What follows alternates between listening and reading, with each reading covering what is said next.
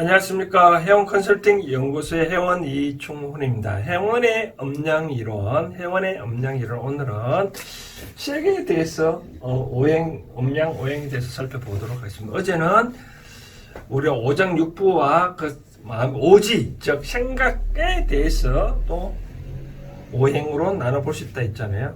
색도 마찬가지입니다. 우리 색도 음양 오행을 나눌 수 있는데 우리가 오행을 보면 목화토금수잖아요. 목화토금수인데 그럼 목에 관계되는 색이 뭐가 있을까요? 보면 바로 이 녹색입니다. 녹색을 말하고 화는 뭐 다 아시죠? 붉은색이고 토는 뭘까요? 황색을 봅니다. 황색을 보고 그러면 검은 뭘까요? 검은 일반적으로 컬러를 보면 시퍼렇잖아요. 그렇죠? 또는 하얗잖아요. 그래서 기본적으로 검은 흰색을 말합니다. 흰색. 즉 백색을 말하는 백색. 수는 어떨까요?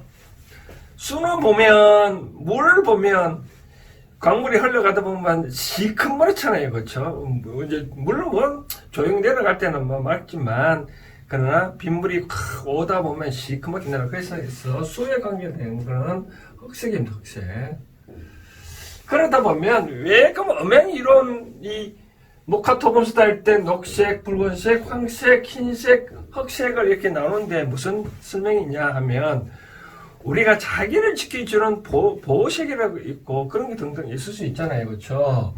그러다 보니까 우리가 생년월일을 따질 때 우리가 태어난 연도, 그 다음 태어난 월, 태어난 일, 태어난 시가 있잖아요. 시는 자식을 뜻하잖아요. 자식.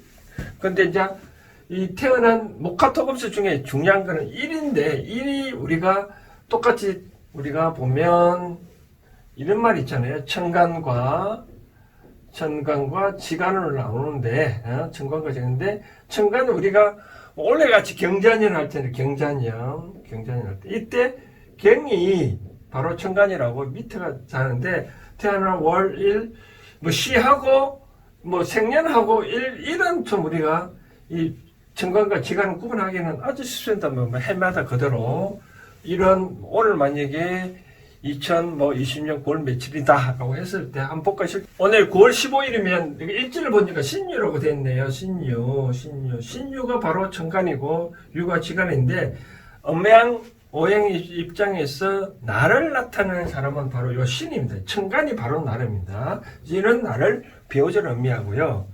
신은 뭐에 관계되느냐면 신은 아까 지난번에 말씀드린 목화토 여기가 갑월, 병정, 무기, 경신, 임계라고 되어 있잖아요. 그렇죠? 우리 오행 중에 목에 관계된 천간은 갑월이고 화는 병정, 토는 무기, 금은 경신, 수는 임계거든요. 근데 오늘 이제 9월 15일이 신유라면 요 신유를 듣는 신. 그러니까 음금이거든요. 음금인데 음은 기본적으로 나를 뜻하거든요. 나를 뜻하다 보면 나를 뜻는 금이 있잖아요. 그 금을 도와주는 거는 황색이잖아요. 그렇죠? 황색에서 금이 나오니 결국은 나를 도와주는 색은 이 황색이라고 보면 되고 나를 극하는 거는 붉은색이라는 거거든요. 그러니까 만약에 우리 생년월일을 따져봤을 때 요 월근하고 신은 여러 가지 이론이 있습니다. 뭐 월은 우리가 연도를 기준으로 달 따지고 신은 일간을 기준으로 따지는데 그럴 때 월근과 신은 잡기는 좀 뭐 금방 안 나오지만 연도와 일은 달력보면 딱 나오잖아요. 그렇죠? 그 일에 바로 천간이 내 자신인데 내 자신하고 맞는 색이 뭐냐? 내 자신이 바로 금이기 때문에 나를 도와주는 것은 황색이다. 그러니까 만약에 내가 나를 도와주는 색이 황색이니까 황색 관계된 걸 내가 고전문에 뭐 옷이라든지 또 쉽게 말해서 내가 9월 15일 날 신유라는 요때 태어난 사람이라는 그런 거예요. 내가 태어난 일이 만약에 9월 15일이다 하면 신유는 내가 금이기 때문에 나를 도와주는 색이 황색이다. 그래서 황색 계통으로 뭐 어떤 옷을 입는다든지 소지품을 가지면 좋다. 근데 내가 만약에 태어난 일이 가보니까 만약에 예를 들어서 이런 날일 수가 있잖아요. 그렇죠? 예를 들어서 내가 태어난 만약에 갑있고 만약에 또 갑유라다 했을 때 이 당유자고 이제 태어난 일이 갑유 날에는 갑은 아까 바로 나무로 뜻하는 거죠. 나무가 뜻하는 것은 바로 이게 바로 물이잖아요. 그렇죠? 물이 나를 도와주는 행색이니까 나무가 성장하려면 물이 필요하니까 나를 도와주는 색은 바로 검은색이라거든요. 그러면 외형도 검은색을 입으면 좋지 않겠냐라고. 또 만약에 외형을 검은색 입기 싫으면 자기가 속옷이라도 검은색 입으면 좋다는 거죠. 그래서 이렇게 또 한번 하면 되고, 또 하나 우리가 사주도 아까 생년 월 일 시도 각각 이렇게 여러 가지 색을 구분할 수 있잖아요.